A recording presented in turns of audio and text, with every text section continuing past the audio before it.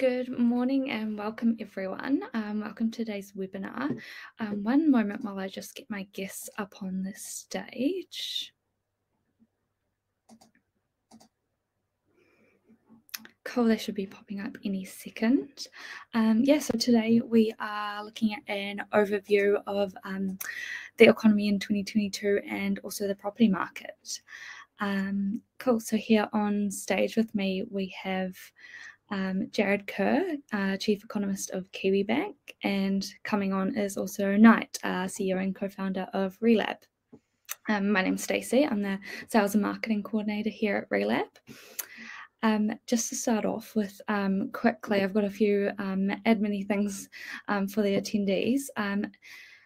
If you've got any tech issues or anything, just pop a message in the chat, and we've got Bing and our team moderating that chat. So if you've got any questions, just let her know. Also feel free to ask questions for Jarrod throughout the webinar, and we'll be able to get through those at the end. So yeah, also let us know who you are and what you do. It's nice to know who we're talking to as well. And just quickly before I pass over to Jarrod to get his insight, I just want to provide a bit of a background on why we're pretty excited to do today's webinar. Personally, I think it's pretty great time-wise, not only because we have settled into the new year now that we're in February, but also because there's a lot of changes happening. And as we are obviously interested in property, being a property data platform, we're really interested to hear some more expert insight. Cool. So with that being said, I will pass over to Jarrod. He's got a really cool presentation to show us.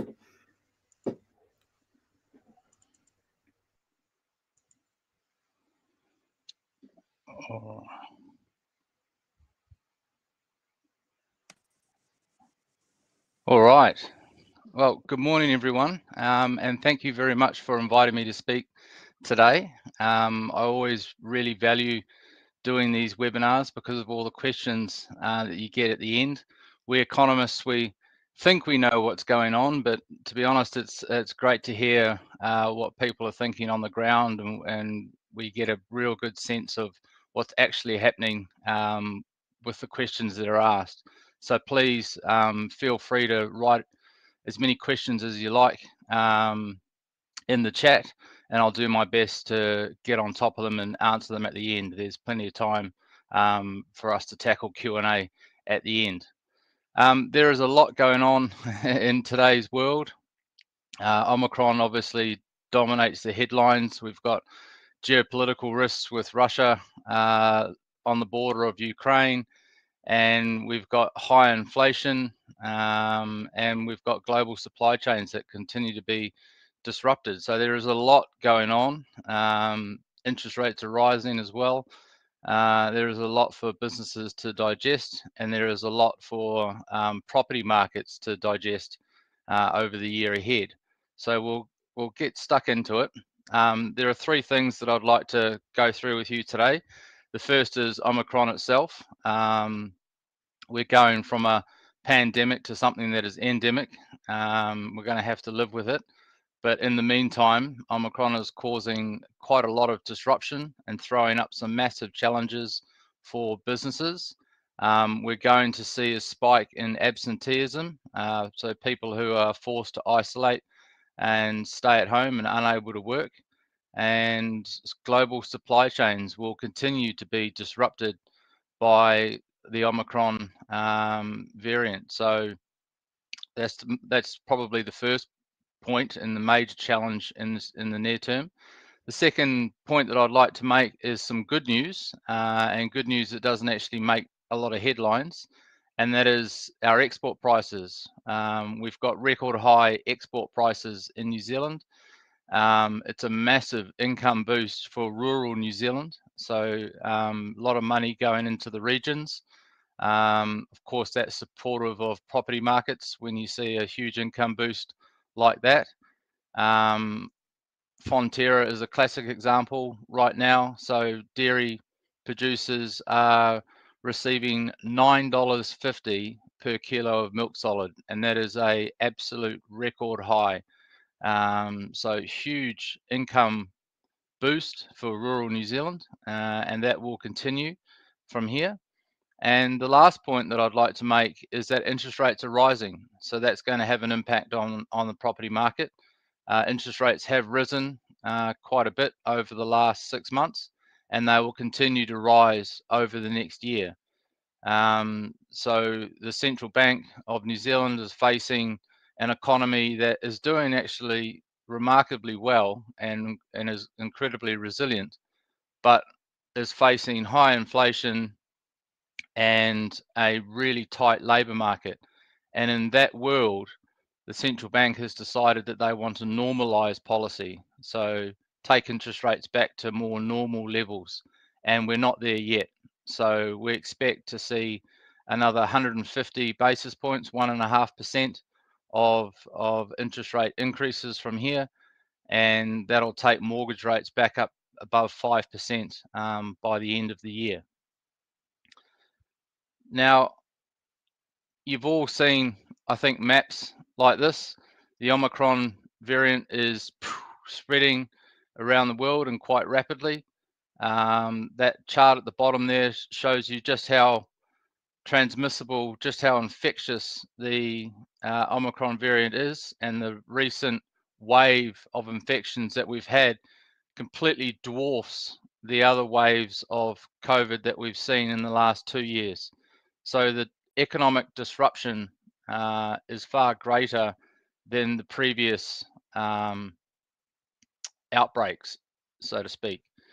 And what we've seen is 400 million confirmed cases and 6 million deaths so far in this pandemic. The research that I've read suggests that those numbers are actually 3 to 4 times greater than that. And now we're focusing on vaccines, and vaccines are critical, and we've injected over 10 billion doses globally. So the developed world has rather high vaccination rates, and New Zealand has one of the highest vaccination rates in the world. So we should do reasonably well, I think, compared to some of the other countries that we compare ourselves to. So if we look at, say, Australia, some of the Australian states are well below New Zealand in terms of vaccinations. And if we look at the United States, we've got a much higher vaccination rate than they do, as it's been quite politicized in the US. But the US is a good example of what can happen during Omicron.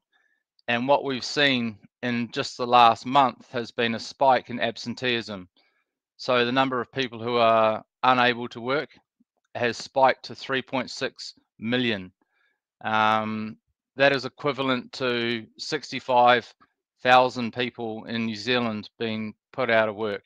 And to give you an idea of what 65,000 means, in total, we have 93,000 people unemployed. So tacking on another 65,000 on top of that, and you'd end up with an unemployment rate of around 5.4% instead of the record low unemployment rate we have of 3.2.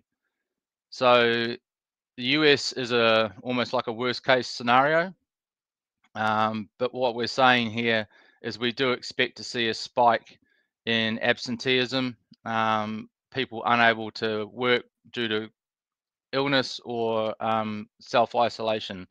That will throw up some challenges for businesses in the near term. On top of those challenges, we've seen global supply chains seize. So not only is it hard getting goods from certain places around the world, but it's hard shipping it down here. And what we've seen is the cost of shipping has increased 5-fold. Now, the cost of building materials in New Zealand has increased massively, partly because of this. The cost of shipping has gone through the roof.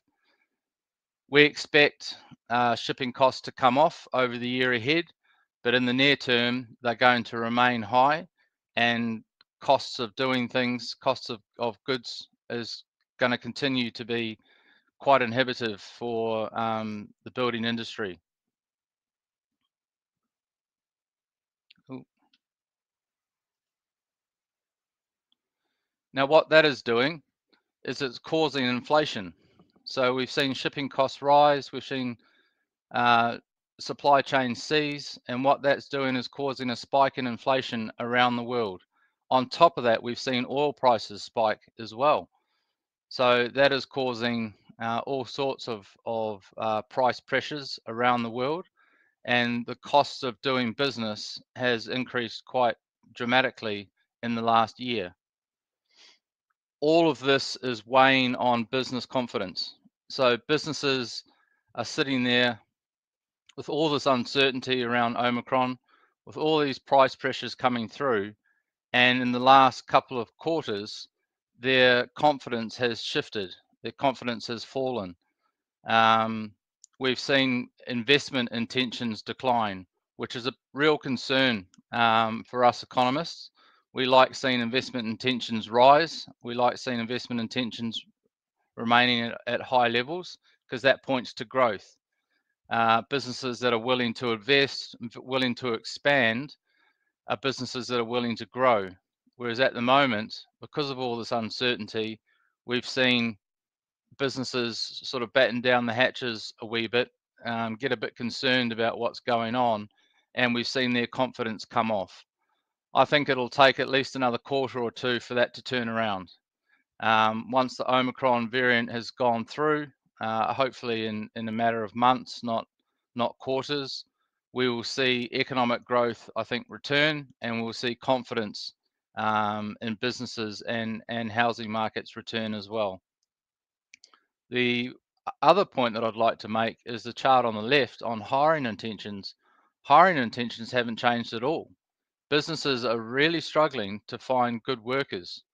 At the mighty Kiwibank, we've found it very difficult finding IT staff. A lot of bankers, we're struggling to find the right bankers, and we're also struggling to find people for the call centre. So right across the spectrum of workers, we found it very difficult, and we're not alone. Construction industry in particular is finding it very difficult to find good workers. And here's a chart of what businesses are saying. The difficulty in finding skilled and unskilled labour has increased dramatically, and increased at a time when our unemployment rate is falling. So the fact that our migration policy is what it is at the moment, we have not been able to fill jobs in the economy, and businesses are finding it very tough. What that means is that wages are rising. So what we're going to see this year is a significant lift in wage growth. When labour markets tighten the way they do, businesses have to spend more money retaining workers or more money trying to attract workers. And you've heard of the great resignation. There are a lot of people leaving jobs and trying to get better jobs elsewhere and picking up pretty decent pay rises along the way. That, I think, will continue. Now, stepping back just a little bit, just to let you know of one of the huge forces behind us, fiscal spending, government spending is at record levels, and developed market economies are performing much better than emerging market economies because their governments are spending more money trying to combat the Omicron outbreak, but also trying to get their economies in good shape for the future. New Zealand is no different. New Zealand, we have huge fiscal spending coming through, huge infrastructure investment coming through, and that will underpin growth for a few years to come. That chart on the left shows you the massive swings in government spending. Compared to 2008, much higher amount of spending today than what we did during the great financial crisis of 2008. So we've dwarfed our response to what was a global financial crisis, this global pandemic. We've spent a lot more money trying to help the economy, and it's worked. The wage subsidies have worked, and the government investment is going to be very useful going forward. The chart on the right there just lets you know that we're not actually taking on a lot of debt, in my opinion. We've gone from a net debt position of 19% to a net debt position of about 35, 40%, and that'll decline back to 30%. I'd argue that our net debt position was too low to start with. We weren't utilising the government's balance sheet. We did not invest enough for decades. And sorry, I'm losing my train of thought. Compared to other nations, we have a very low level of debt. So if you look at New Zealand compared to other AAA rated nations, there are only 3 countries ahead of us. That is Luxembourg, Switzerland, and Singapore. When you compare that to other AAA rated nations, like the United States with 100% of GDP, our 30% of GDP is very, very light. So we have the capacity to take on more debt to do more infrastructure. Hey, Jarrod, can you hear me okay? Yeah. Hey, that's a really good chart. I might just quickly ask a question. Our net core crown debt, is that the same as our national debt? So there's gross debt, which is everything, and then there's net debt, which takes into account the assets that we have. So they use net debt as a comparison for one country versus another around the world. And our net debt position is very strong. It's really good. Cool. It's really, really good. I mean, to be just behind countries like Singapore and Switzerland and Luxembourg, I mean, these countries are very, very wealthy countries. We have a very low level of debt. So there's a bit of a misconception out there that New Zealanders are taking on huge amounts of debt that we'll never be able to pay back. That's simply not the case. That's great. Thank you. We have a lot of private debt. So a lot of debt in households and businesses, but not a lot of public debt. So debt with the government. Now, what all that has done is the vast amount of government spending has really fueled financial markets and asset markets. And we've seen, and we've seen equity markets really start to rally over the last year and a half. Financial markets have posted huge gains thanks to the amount of government intervention, government spending. But what we are starting to see on that chart on the right there is global interest rates are starting to rise.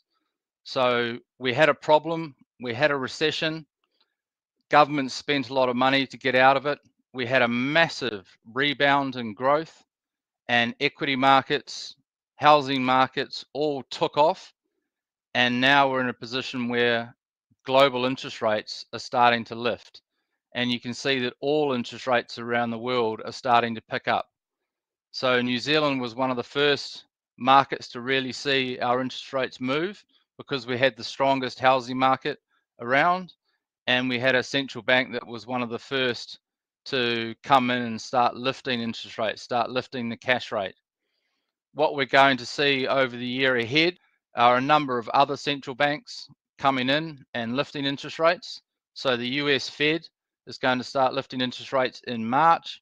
The Bank of England has already started lifting interest rates. The ECB, you know, lots of other central banks, Bank of Canada, RBA eventually will all start lifting interest rates this year. What that is going to do is it's going to put upward pressure on all interest rates around the world and further upward pressure on New Zealand interest rates. So that chart on the right is our interest rate curve. You have a cash rate at the start, which the central bank controls, and then you have wholesale interest rates going out to 10, 20, 50 years in some parts of the world. The whole interest rate curve is lifting higher. And what that means is that if our wholesale interest rate curve is lifting, the retail rates that we offer, the mortgage rates, the business lending rates are all rising as well. So I would expect to see all mortgage rates continuing to lift over the year ahead. That's probably one of the key messages I'd take away from today. The good news that I mentioned before was this terms of trade boost, that our export prices relative to our import prices, our export prices are at record highs. This is a massive income boost for a small, heavily export-led economy, and it's going to continue. So when we think about New Zealand's growth, we see we had a recession with the first lockdown. We've got another mild recession with the lockdown that we've just had, but we've had very sharp bounce backs in activity, again due to fiscal spending, so government spending, also the central bank having interest rates at low levels. That's about to change, but also that income boost, that massive income boost from our terms of trade. Now, why are we so confident that we're going to bounce back? Well, when you look at our spending data, we've already seen it. We've already seen a massive bounce in spending into the first quarter of this year. So that mild contraction that we had last year has already been reversed when we look at Kiwibank's data. And it's interesting in what we're spending our money on. So what we've seen with the COVID era is that a lot more has been done online. A lot more spending has been done online. That is fantastic. Businesses have adapted, and we've seen more activity being done online rather than in stores around New Zealand. That, I think, was a trend that was already in place, that was already happening before COVID, but what was going to take another 5, 10 years to get to has been accelerated into 1 year. So we're a lot more digital these days. The other fascinating development since COVID has been the amount of money that we spend on our homes. The amount of money that has gone into residential construction, building and renovations has been off the charts. So we have seen a huge spike in spending at home. We're spending more time in home offices. We're spending more time working from home rather than going in to an office. So we take a look around and think, well, I place more value on my home than I did before because I'm spending more time here. I'm going to spend more money on my home, or I'm going to upgrade if I can into another home. So the activity that we've seen in the housing market has been truly phenomenal since the COVID lockdown. So lockdowns really have changed our mindsets. They've also stopped us from traveling overseas and buying other big ticket items. So we've taken that money that we would have otherwise spent on holidays, and we've either spent it on the home or we've gone out and bought ourselves a new car. That seems to be the shift in spending. But we have seen a really strong lift in activity on anything around the house. Other spending on just general retail has also been very strong and bounced right back. So we are not in a recession. We are not seeing, low levels of spending or tightening of the belt. What we are seeing is a rather resilient economy that, rather than gets caught up in a lockdown and struggles to get out, we've seen us locking down, simply deferring our spending and actually spending more when we get out of lockdown. There are, of course, parts of the economy that are struggling. Restaurants, anything to do with tourism, and parts of education are clearly struggling, and spending in those areas is very low and has not recovered, and probably will not recover for at least another 6 months until we start getting some tourists back into the economy. So when you think of the New Zealand economy, there's about 5% of our economy, tourism and education, that are doing it really tough. And then there's 95% of the economy. Most of that 95% is doing really well, incredibly resilient, and recording very good levels of growth. So getting to the housing market, there's a lot going on in the housing market right now, as you can imagine. Prices have fallen for the last couple of months and may continue to do so for a little while yet. We've had basically an extraordinary gain in house prices. We've seen a 30% increase in house prices in the year to August last year. Now we've seen that growth come down, decelerate, and we're currently running at about 20% over the year, which is still a very, very strong number. We're expecting house price growth to drop towards zero and consolidate for a bit before lifting back up to, I think, much more normal levels over the forecast horizon.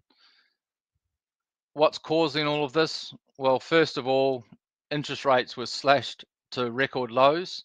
They are now being lifted, so interest rates will have a big impact on the housing market.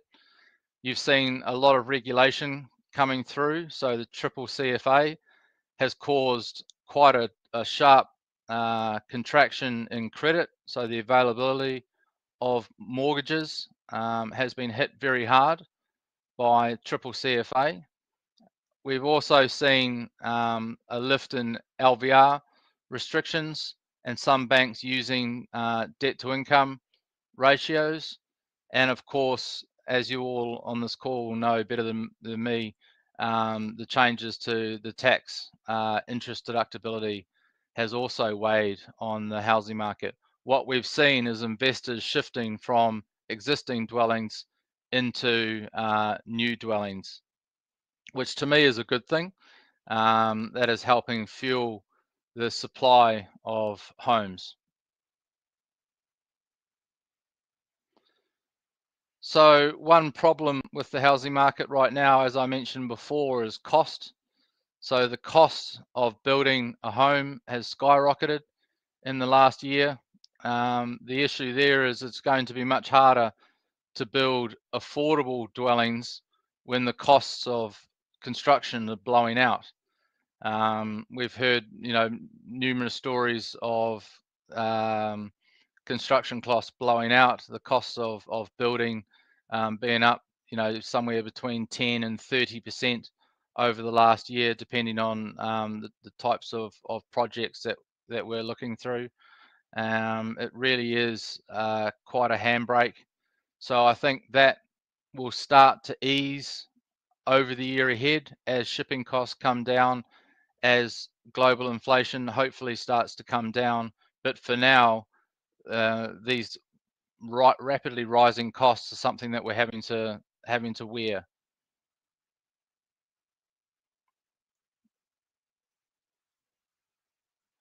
Now, as I mentioned before, interest rates are rising.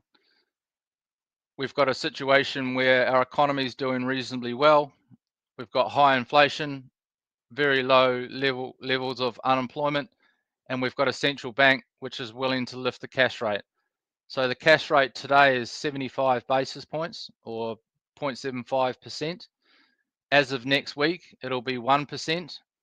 As of the end of this year, we're expecting the cash rate to lift to 2.5%. So quite a sharp increase in interest rates coming through. But to put that in perspective, even though we've taken on more debt in the last year or so, debt servicing is at very low levels because interest rates have been very low. as those interest rates rise, we're going to see the cost of servicing higher amounts of debt increase. So this will have the largest choke on the housing market over the year ahead. We will see rising interest rates, and that's going to affect household budgets. But we are not going back to anywhere near the levels seen throughout 2004 to 2010. We're going to see servicing costs rise, but we don't think they're going to get to the sorts of levels we saw over a decade ago. Now, the biggest driver of the housing market is supply versus demand, and we still have a shortage of dwellings in New Zealand. What we see in this chart here on the left is our demand indicator, which is basically the green line, and it is basically population divided by the number of people per house. And we see what population does every year, and we figure out, well, if we've grown 100,000 people, there's 2 people per house, we need 50,000 dwellings. What we saw from 2013 to 2019 was the largest migration boom in New Zealand's history. Underneath that, we've got the supply of homes. And to put it quite bluntly, the supply of homes has not kept up with the demand over the last decade. So we've had a housing shortage. That housing shortage has exacerbated the housing market price, and we've seen price go through the roof because of this chronic shortage. But now, when you look at the forecast part of that chart, because our borders are closed, our population growth has slowed right down. We've got a chance to actually catch up again. And the supply of dwellings is at a very high level by New Zealand standards, and will continue to be at a high level by New Zealand standards. And what we're hopefully going to see over the next 5 years is more supply coming on board compared to what demand requires each year. And we're going to see that housing market shortage slowly evaporate. When we first modeled this back in 2019, we believed we had a shortage of around 100,000 homes. We believe that shortage is around 80,000 now. So if we continue the way we are going, in another 5 years' time, the housing market's going to be a lot more balanced in terms of supply versus demand. And that is good, and it is healthy for the market. Now, I've gone through quite a lot. I realise there's hopefully quite a few questions, so I'm really keen to get stuck into some. Yeah, there are heaps of questions. Yeah. Yeah, I agree. I think we have a very engaged audience this time. Thank you very much, Jarrod. Should we start? I've been noting them down. There are a couple of questions raised around interest rate and OCR. Should we just start around those? Yeah. So let me just have a...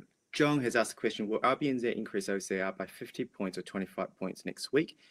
And how will Commercial Bank react to it? I think, Jarrod, you have already covered that, right? Next week, what's the anticipation?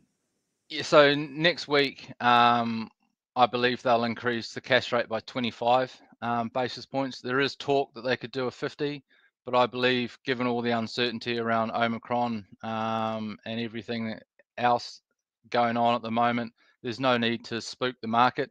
They've already lifted the cash rate 50 basis points. They've got plenty of meetings in which they can do 25 basis points at each meeting and get the cash rate to 2.5% by the end of this year, which I think is quite high. A neutral cash rate in New Zealand at the moment is considered to be around 2. So if you get your cash rate to 2%, you're neither expansionary anymore or in contractionary territory. The fact that we think that they're going to take it to 2.5 means that they want to take interest rates into slightly contractionary territory to cool things down. if anything, if the housing market is cooling too much, they might stop earlier. Just going along the lines, I think both John and Nathan are interested to know what does that mean in terms of commercial banks, for example, mortgage rate. And Nathan has asked if the OCR goes to 2.5 to 3%, as you've indicated on the charts in the medium term, what does that put bank residential interest rate? 6%?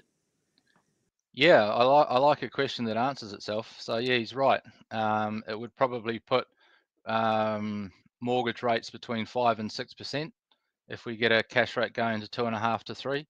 Because if you think about what that does to wholesale rates, if you've got a cash rate of 2.5, expecting 3, you're going to have a 2-year swap rate at over 3%, and then you look at that and you go, well, what is that? What is if that's where the bank's doing some of its funding, put your 2% margin on top of that, and you're at 5% very quickly. So I would say if we're headed to 3% by the end of the year, the 2-year swap rate would be at 3.25, 3.5%, and then you look at you're in the mid 5s pretty quickly. So yeah, thanks Nathan. You're bang on there.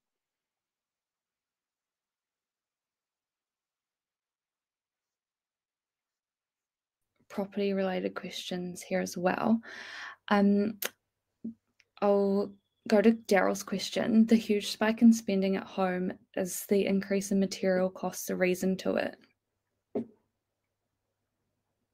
Yeah, it's part of it. So we are seeing the increase. Those numbers that I showed you, you're right, they are nominal numbers. So there is price in that. So the fact that our inflation is running as high as it is, the fact that our spending has increased so much is also to do with the cost. So yes, we've got very high inflation at the moment.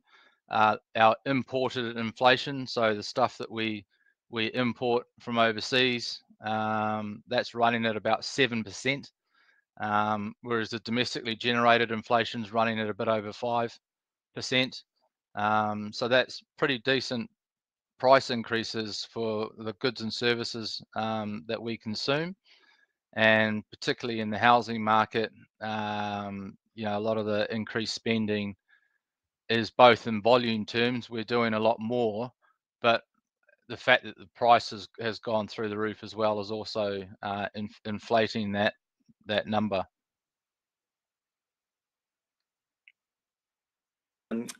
Now, there are some questions around confidence or consumer confidence, Jarrod.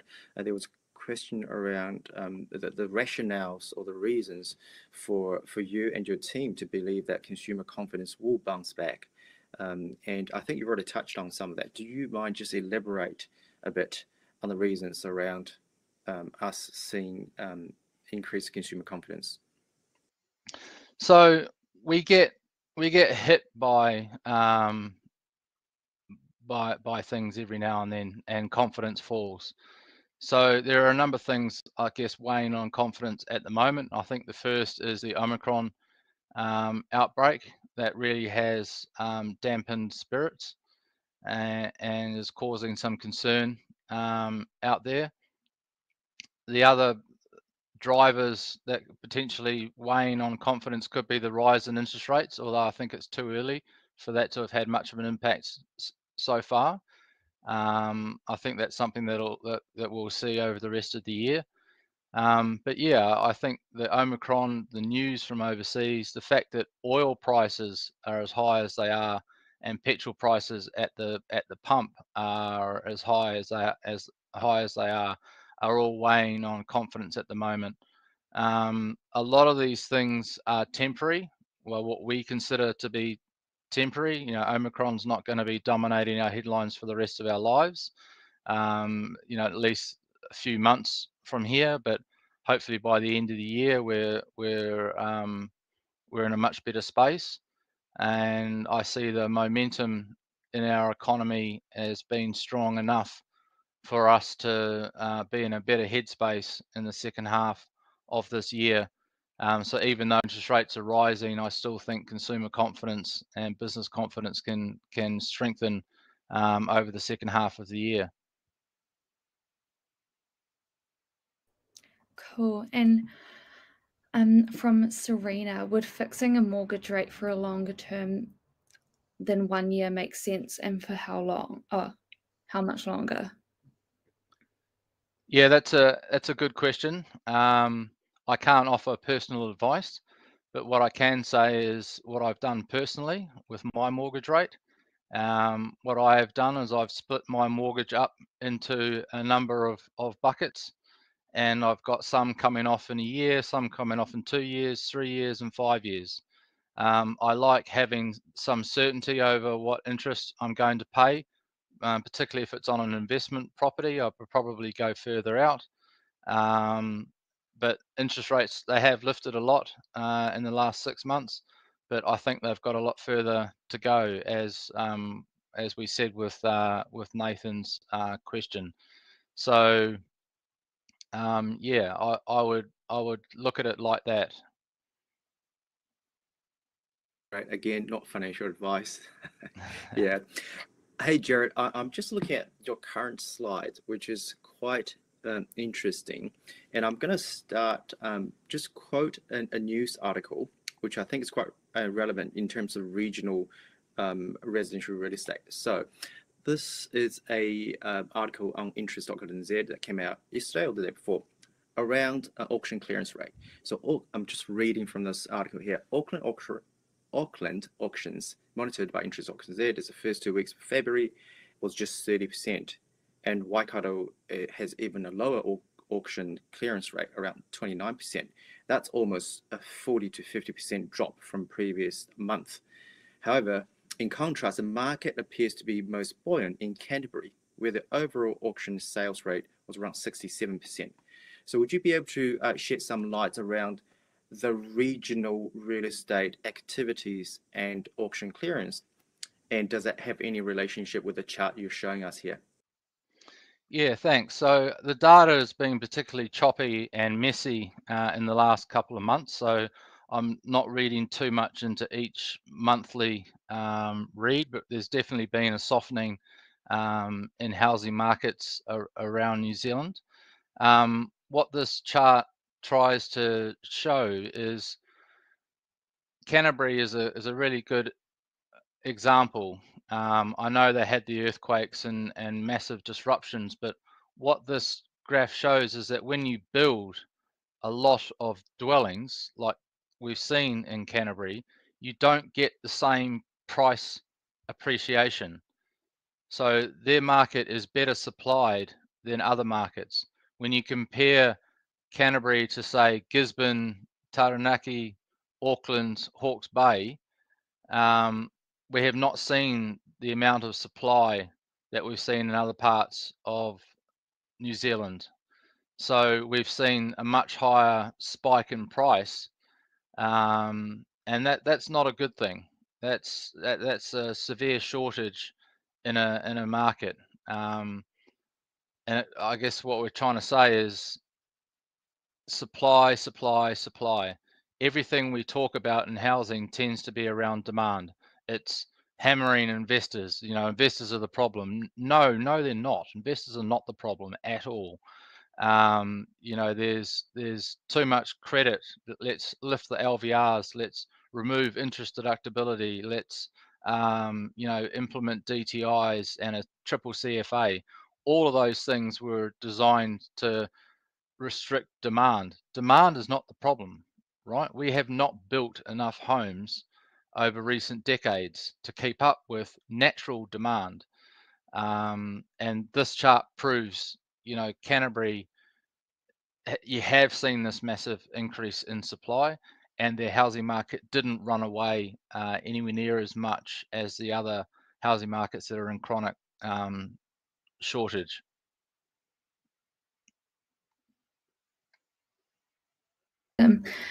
And from Greg, would governments or central banks likely step in to prevent a major housing and or stock market crash if asset bubble bursts? Yes, Yep, no doubt. So if there is a material shake up in the housing market, and what we'd normally see with that is the economy is performing poorly as well. Normally, to get a housing market shock, you would see unemployment rates spiking. We're simply not forecasting that, but if we're in a situation where an unemployment rate is spiking, then that is the way you stress test a bank, basically. If you want to look at a bank and you want to stress test it, you look at a rise in unemployment, because when unemployment spikes, people stop out. They have no choice but to sell their homes, or default.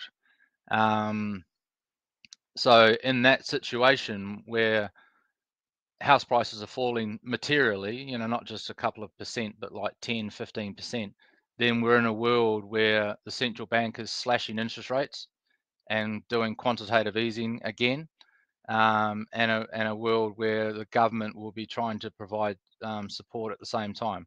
Doesn't mean house prices can't fall 10, 15%, but it does mean that there will be some significant entities stepping in to lower the blow, soften the blow.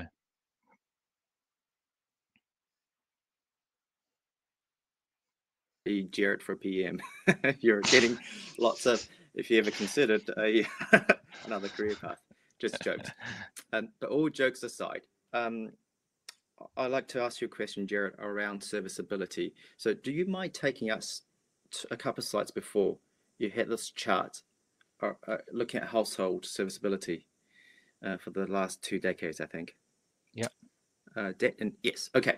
So if we foresee a scenario where OCR will be 2.5 to 3%, and commercial mortgage rate around 6%, where does that take us on this chart in terms of household debt and servicing ability?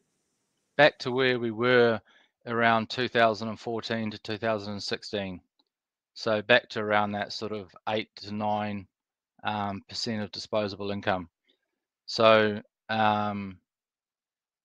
we're not going back to the 2006 to 2010. That was very tight policy.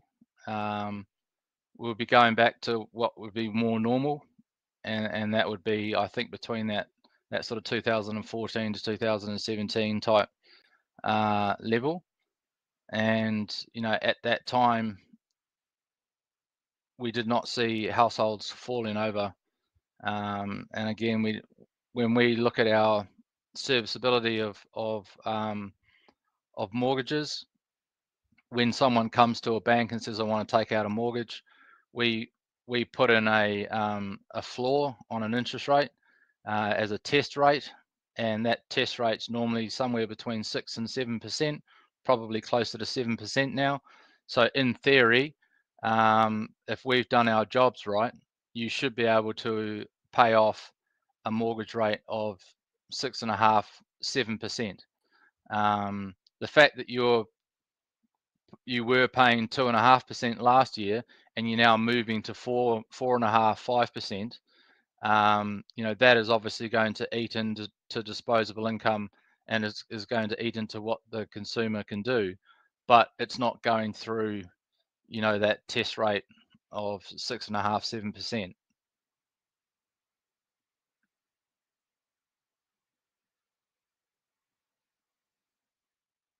And I'll make this the last question because we are running out of time.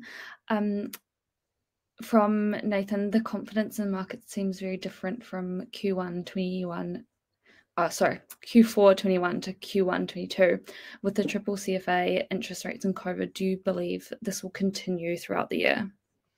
Hopefully not, but you're very right around confidence having come off in the last quarter. We saw that with the business surveys.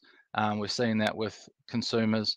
The triple CFA really has put a cat amongst the pigeons. It really has dented the availability of credit. I think there will be some changes made to that Interest rates obviously rising is going to be a dampener. COVID, I don't know. You know, I've got no better idea of how COVID's going to play out than anyone else.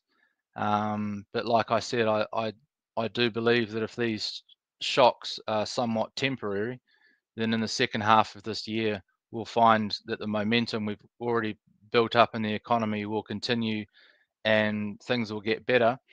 I think, you know, house prices consolidating the way they will would be a good thing for the market. Hopefully we're in a position where we're getting more supply coming on board. Demand's still strong. I don't see demand dropping away. We've got very low levels of unemployment, strong wage growth coming through. I think by the end of the year we'll be in a much better position than where we feel like we're starting.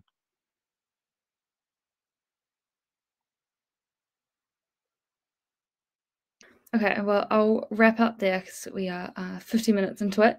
But thank you so much, Jarrod, for your insight. I learnt a lot. And yeah, really great seeing that the chat channel there. So I think the audience really enjoyed it too. Yeah, thanks, Knight, as well. And yeah, thanks, Jarrod. We'll talk later. Thank you, Jarrod. Thank you very much.